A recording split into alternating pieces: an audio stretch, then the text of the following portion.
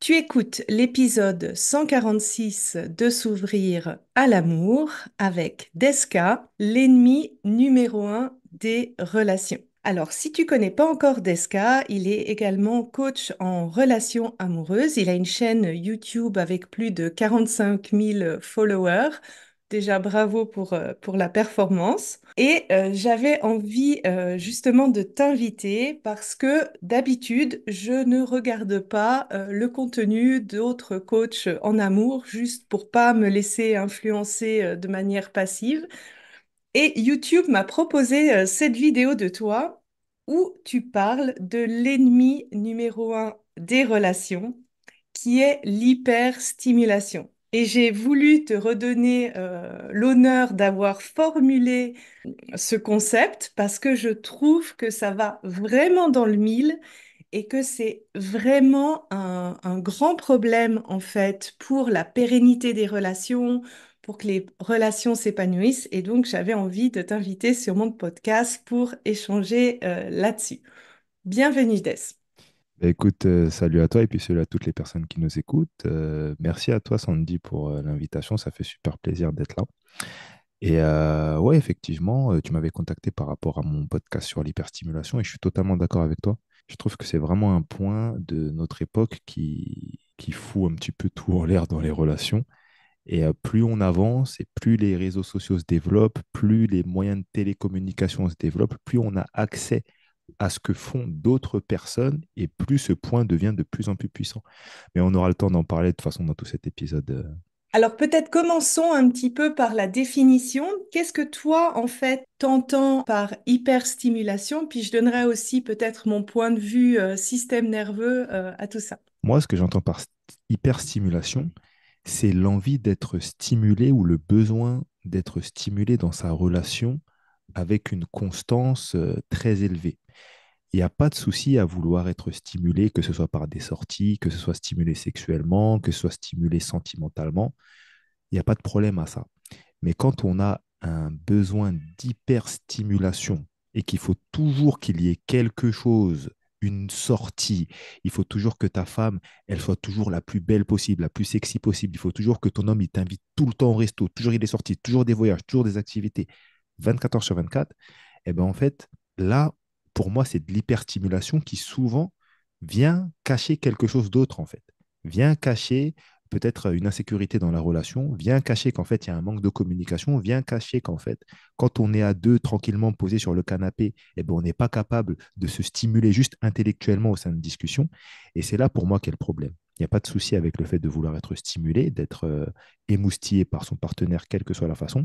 Mais quand c'est ce besoin-là qui vient uniquement créer le ciment du couple, c'est qu'il y a un souci selon moi. Ouais, je te rejoins totalement. C'est vraiment cette addiction en fait à la dopamine que ça procure quand il y a de la nouveauté, quand on voit des nouvelles choses, etc., etc. Et en termes de système nerveux, en fait, quand on est dans ce besoin-là, bah, dans ta vidéo, tu avais dit bah, on est des drogués. Ouais, exactement. Et en fait, c'est vraiment ça. C'est-à-dire que quand tu as par défaut cet état sympathique, tu vas aller rechercher en fait, toujours tu vas être dans le go, go, go, il faut que ça bouge, il faut que ça soit nouveau, j'ai besoin, l'ennui, c'est vraiment difficile à l'assumer, la frustration ou quand c'est tout simple, c'est difficile à assumer. Il y a aussi une vidéo de Major Mouvement à ce Mm. sujet où il explique en fait, rien que le fait de faire deux choses en même temps, typiquement, tu regardes ton téléphone, tu regardes Netflix, tu fais deux choses en même temps, bah, tout ça, en fait, ça habitue ton cerveau à un dosage de dopamine et tout ce qui se trouve en dessous, en fait, génère de l'ennui, génère de la frustration, génère aucun intérêt. Et quand tu as parlé de ça, en fait, dans ta vidéo, il y a la première image qui m'est venue, c'est mon mari, en fait, ça fait 13 ans qu'on est ensemble. Et puis, ça faisait un an qu'on est ensemble. Et puis, moi, je disais, non, mais en fait, faut qu'on fasse plus de choses, ça va pas, tout ça. Et en fait, il me l'a fait remarquer. Il m'a dit, mais Sandy, tu sais, c'est normal qu'au bout d'un moment, en fait, on habite ensemble, bah, qu'il n'y ait pas toujours ce sentiment de nouveauté, de toujours besoin de plus. Et c'est là, en fait, où je me suis rendu compte que il y avait quelque part, en fait, une grosse influence de ce que je voyais peut-être sur Instagram, typiquement couple goal, toutes ces choses-là, sur ma relation. Et donc, bah, ma deuxième question que j'avais envie de te poser, c'était justement, à ton avis, peut-être dans les comportements masculins ou dans les comportements féminins, quelqu'un qui a ce besoin, et on va dire peut-être cette addiction à l'hyperstimulation, qu'est-ce qu'elle fait concrètement? Comment on pourrait, comment la personne peut-être qui écoute le podcast pourrait se dire, non mais, ah ouais, là j'ai vraiment cette problématique, je sens que en fait, ça conduit beaucoup de mes comportements en relation. Bah, déjà, je pense qu'il faut s'en rendre compte et accepter qu'on est dedans. Tu vois, parce que tout à l'heure, tu as parlé de ton exemple personnel, tu as dit qu'en fait, toi aussi, ça t'était arrivé, mais aujourd'hui, tu n'es plus dedans parce que tu as accepté que ça t'est arrivé. Mhm. Et en fait, moi-même, dans ma vie, ça m'est déjà arrivé aussi. Et en fait, on est aujourd'hui à une époque où c'est un peu humain, la facilité de voir le mal chez les autres, mais à se catégoriser nous-mêmes dans ces difficultés. Ouais, mais eux, ils le font, mais moi, non, mais moi, c'est pas pareil, moi, c'est différent. Non, mais voilà. Et déjà, dès qu'on est là-dedans, c'est déjà un peu plus compliqué. Donc, premièrement, il faut déjà accepter ce truc-là, avoir conscience que ça existe et que potentiellement, on peut être dedans, numéro un. Et ensuite, je pense qu'il faut, pour les personnes qui sont atteintes d'hyperstimulation, être honnête avec soi-même. Moi, je pense que tu as totalement le droit de vouloir être hyper stimulé par ton partenaire. Tu vois, on a pris l'exemple tout à l'heure d'une femme qui voulait toujours des nouvelles sorties, qui voulait toujours qu'il y ait de la nouveauté dans sa relation. On a pris l'exemple d'un homme qui veut toujours que sa femme ait les meilleures tenues, les meilleures coiffures, les ongles toujours bien faits, etc., etc. Il y a le droit à ça. Mais pour moi, cette envie-là est contradictoire avec l'idée d'être en couple dans une relation long terme. Parce que dans du long terme, tu sais que tu habites avec une personne qu'à un moment, elle sera malade, qu'à un moment, elle sera fatiguée, qu'à un moment, elle n'aura pas envie. Ou il n'aura pas envie, et c'est comme ça. Le problème qu'il y a, c'est que beaucoup de personnes ne veulent pas accepter l'idée qu'elles veulent toujours de la nouveauté et que ça correspond avec le fait de vivre des relations toujours nouvelles, toujours sans lendemain. Tu vois, tu peux pas vouloir de la stabilité et toujours vouloir une certaine forme de nouveauté. Et donc, je pense qu'il faut être OK avec soi-même. Soit se dire, ben, je vais accepter dans une relation long terme d'avoir ces moments-là où ça va être un peu plus plat, mais c'est cet horizon plat qui va aussi nous permettre de mieux profiter ben, des futures sorties, des futurs types de stimulation qui vont arriver. Ou sinon, accepter que, ben ouais, moi je veux toujours d'hyperstimulation et ça risque de passer par avoir toujours des nouveaux partenaires.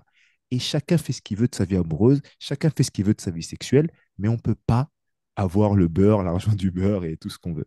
Et je pense que déjà, vraiment les premiers points qu'il faut avoir. Et puis, ça, c'est au niveau mindset, on va dire. Et puis au niveau factuel, Mhm. je pense qu'il faut un petit peu prendre du recul sur ce que font les autres personnes autour de nous et se concentrer sur soi.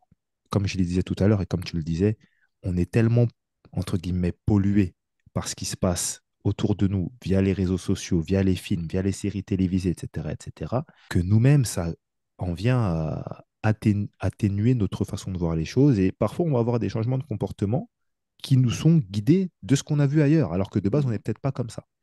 Et en se Et recentrant sur... concrètement, dans les comportements, tu vois, je pense qu'en effet, tu as raison, il y a beaucoup de personnes qui réalisent peut-être pas Ouais, à quel point cette hyperstimulation, elle s'immisce en fait dans leur relation et crée finalement peut-être justement ce sentiment d'insatisfaction dans la relation. Alors toi, tu as mentionné peut-être la comparaison, moi j'avais beaucoup aimé, tu dis, bah, ta nana, elle est fatiguée à la maison. mm, Et puis après, tu vas dans les réseaux sociaux et puis tu vois que des nanas en exactement, flic. exactement. Quels autres comportements, en fait, pour toi, seraient un indicateur justement de cette hyperstimulation? Ben, en fait, pour moi, c'est vraiment ça, c'est ce besoin de toujours vouloir le top du top, toujours vouloir de la nouveauté tout le temps. Il faut toujours être excité. Voilà, pour moi, c'est ça le plus gros Ouais, indicateur, en fait. ouais, ouais, Dès que tu as cette envie de toujours, il faut toujours que tu sois excité. Dès que c'est un peu le calme plat, c'est bizarre, mais ça pose problème. J'ai une personne qui m'avait dit en commentaire 6 semaines sans sortie, autant être en prison ou un truc comme ça. Mais en fait, 6 semaines, ça peut paraître beaucoup, ça peut être court aussi. Il y a des périodes difficiles, peut-être que la personne est fatiguée, la personne elle peut être malade, la personne elle vient peut-être de quitter son taf, elle veut passer du temps pour elle. Tout ça, en fait, c'est des attitudes dont on ne se rend pas forcément compte, mais qui peuvent impacter et provoquer chez nous prouver en tout cas, pour moi, une sorte d'hyperstimulation. ouais. Moi, j'avais aussi noté, ben, typiquement, alors peut-être c'est peut-être plus féminin de ce côté, c'est quand tu vois en fait tout ce que les couples peuvent faire sur Instagram, les voyages de rêve, les restos de rêve, les photos de rêve, les attentions de rêve. En fait, inconsciemment, et c'est surtout là, je pense aussi une question de quantité en fait d'infos que tu reçois, inconsciemment, tu te dis en fait. Si eux, ils vivent ça, ça veut dire que moi, je vis pas ça, donc que mon couple a un problème, en fait. Exactement. Et en plus, c'est ce que je disais dans l'épisode de podcast, c'est que je pense que c'est un problème qui a toujours existé, mais qui existait peut-être moins il y a peut-être 50 ans, parce qu'avant, ce que tu voyais, c'était les gens autour de toi. Et aujourd'hui, je prends mon téléphone, je peux voir ce que fait un couple en Australie.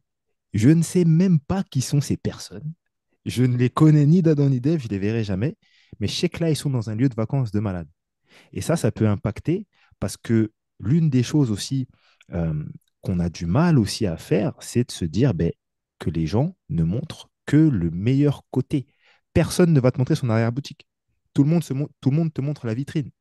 Et donc, derrière, tu ne sais pas ce qui se passe. Et c'est quand tu te concentres uniquement sur la vitrine et que, comme tu le disais à l'instant, tu te retrouves à avoir des vitrines en quantité tous les jours sur ton téléphone, ben, ça commence à dérouiller un petit peu au niveau du cerveau et tu commences à te poser des questions. Ouais. En quoi tu penses que l'utilisation de ou la vision du porno peut contribuer aussi à l'hyperstimulation? Là, on est sur un point de vue qui va plutôt être masculin et toutes les choses que ça va provoquer, tous les stimuli que ça va provoquer vont donner l'idée que la vie, c'est ça. Et en fait, ta femme, elle doit être comme ça tout le temps. Que sexuellement, ça doit se passer comme ça tout le temps. C'est que ce soit du porno pur et dur, que ce soit ce que tu vois sur les réseaux sociaux aujourd'hui, parce que très clairement aujourd'hui, même sur les réseaux sociaux, sur des plateformes qui sont publiques, eh ben en fait, tu as quand même assez de choses qui peuvent te provoquer ce genre de pensée-là. Et ça, c'est un problème, comme je disais, qui est plus masculin, où il va y avoir des hommes qui vont vouloir que ces personnes qui jouent un rôle d'acteur, et même les personnes qui postent sur les réseaux sociaux, ont un rôle d'actrice, dans le sens où même si elles ne font pas des pratiques très clairement, ben, se mettent en scène, se maquillent, prennent les photos dans les meilleures positions, avec la meilleure lumière, les meilleurs angles, etc., etc. Et les hommes peuvent facilement se dire, ah ben, il faut que ce soit comme ça tout le temps. Mais c'est pas la réalité. Déjà, c'est pas la réalité parce que c'est mis en scène. Et même si ta femme est amenée à faire des efforts pour te faire plaisir dans le quotidien, ce qui est génial, ben, ça ne peut pas non plus être tous les jours. Elle rentre du boulot, elle a pris la ligne 13, elle est rentrée, elle est fatiguée, il est 19h47, elle a raté, elle a raté le RER A. Tu es en train de lui demander d'être au top du top. Ouais, doucement, Michel, tu vois. À 30 degrés dans le métro, quoi. Ouais, c'est ça. Ouais, tu as envie de dire doucement, Michel, calme-toi, tu vois. Et donc, ça impacte négativement les relations et la façon dont on peut voir comment doit se passer le couple, en fait. Je dirais le dernier impact, c'est le téléphone.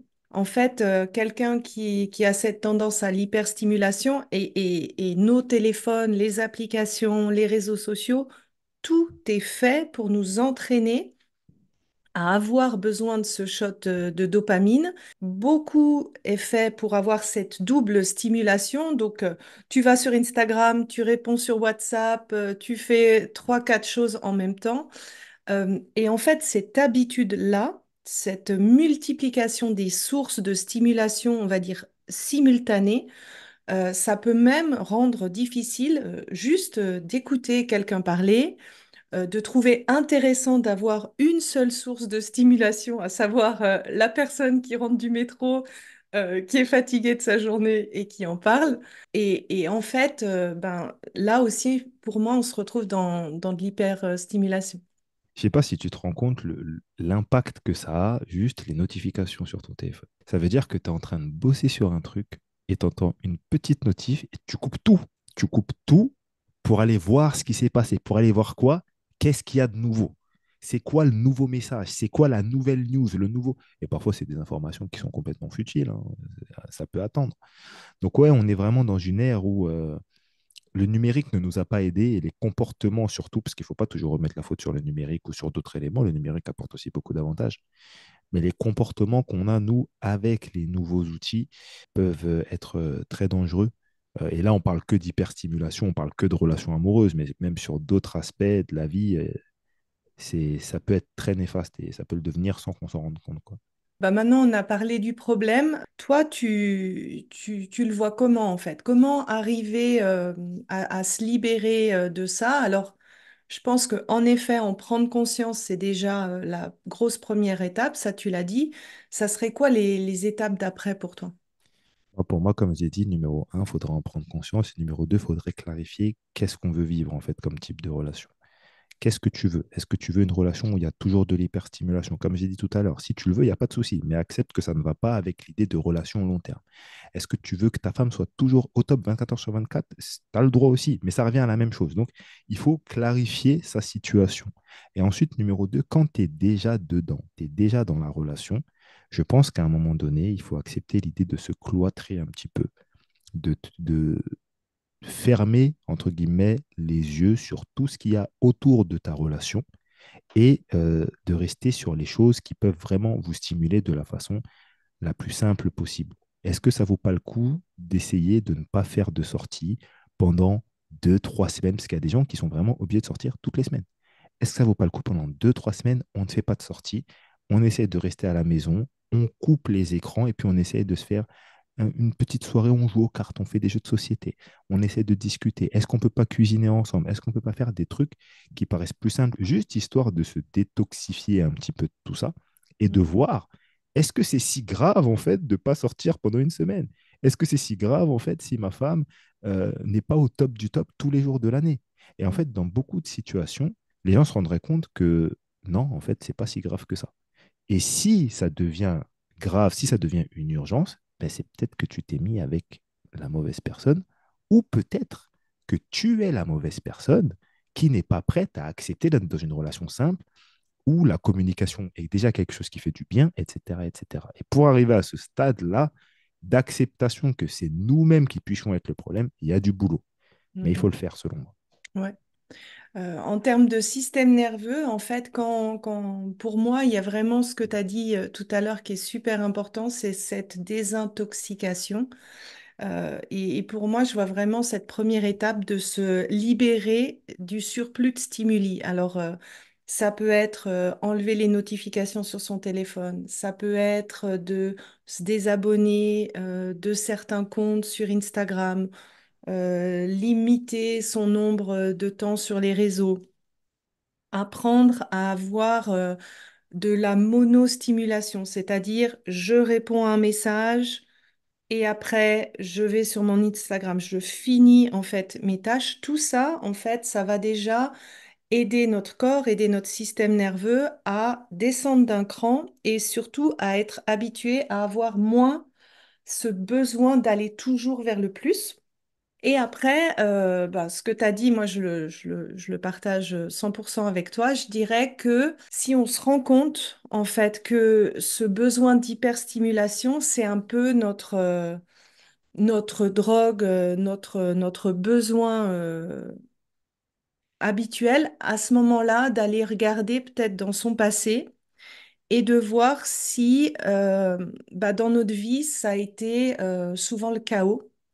Ça a été souvent le drame, alors l'accumulation de relations avec beaucoup de chauds, de froids, des hauts, des bas, parce que quand on a vécu beaucoup d'expériences très émotionnellement très intenses, en fait, ça dérégule notre système nerveux et ça peut faire que après, on a toujours besoin d'aller dans cette hyperstimulation. Donc, pas forcément, on peut avoir cette tendance à aller aussi, tu vois, dans le drame.